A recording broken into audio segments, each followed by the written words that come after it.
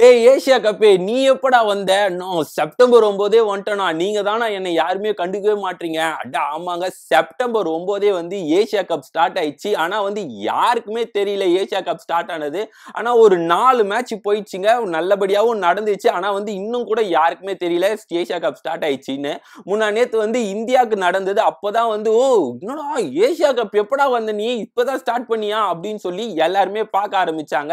பெரும்பாலும் வந்து இப்ப இந்த டோர்னமெண்ட்லாம் வந்தா ஐபிஎல்லாம் வந்தாவே எல்லாருமே இந்த சோசியல் மீடியாலாம் பயங்கரமா பேச ஆரம்பிச்சிருவாங்க. அப்பா இந்த டீமுக்கு நான் சப்போர்ட் பண்ணுவேன்டா, அந்த டீமுக்கு நான் சப்போர்ட் பண்ணுவேன்டா, இந்த பிளேயர் அடிக்க போறான்டா அப்படி இப்படின்னு சொல்லி ஒரு மாதிரி சோசியல் மீடியால பயங்கரமா ஆயிடும். எல்லாருக்குமே தெரிய ஆரம்பிச்சிடும் இந்த மாதிரி டோர்னமெண்ட் ஸ்டார்ட் ஆக போகுதுன்னு சொல்லி. ஆனா ஏசியா கப் சுத்தமா தெரியல, யாருமே பேசல. எதனால பாத்தீங்கன்னா நார்மலா வந்து இந்த ஏசியா கப்ல வந்து எத்தனை டீம் ஆடுவாங்கன்னா 8 டீம் தான் ஆடுவாங்க. யார் யார் பாத்தீங்கன்னா இந்த ஏசியாக்குள்ள இருக்கிறவங்க மட்டும் தான் ஆடுவாங்க. இதுல பெரிய டீம் யாருன்னு பாத்தீங்கன்னா இந்தியா, ஸ்ரீலங்கா, பாகிஸ்தான் இது மட்டும் தான் பெரிய டீம். மத்த டீம் எல்லாமே வந்து சின்ன சின்ன டீம் தான். இந்த இன்டர்நேஷனல் டீம்லாம் வரும்னு பாத்தீங்கன்னா அதெல்லாம் வராது. ஏசியாக்குள்ள என்ன இருக்கோ அது மட்டும் தான் வரும்.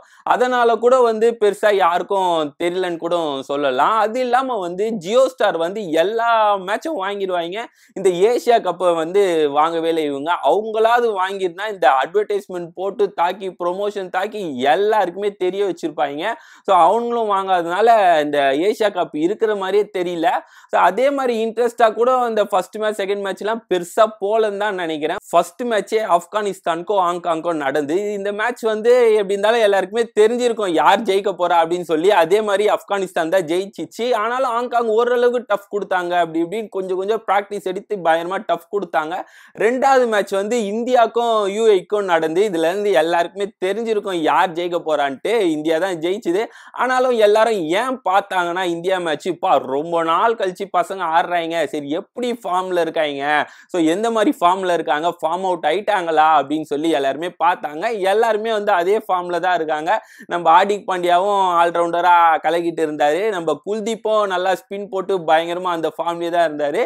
நம்ம பும்ராவும் பூம் பூம் போட்டு போல்ட் எடுத்து நல்லா அதே ஃபார்ம்ல தான் இருந்தாரு. இந்த பிரச்சனையும் இல்லை. எல்லாருக்குமே எந்த டிஃப்ரெண்ட்டும் எதுவும் மாறல.